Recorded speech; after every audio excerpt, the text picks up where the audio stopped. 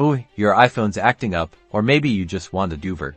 Let's dive into restoring your iPhone from a backup on your Mac, perfect for fixing problems or time traveling your data back first, and it's super important.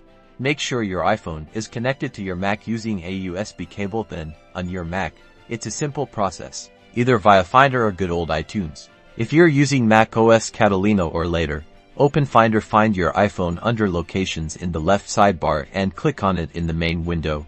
Select the General tab. You will see the Restore iPhone button. Click that Restore iPhone button. A small window will pop up, confirming the action.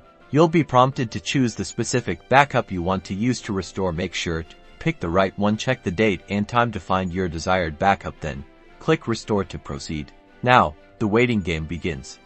Your iPhone will restart, and the restore process will take some time. Depending on the size of your backup, keep your iPhone connected to your Mac the whole time.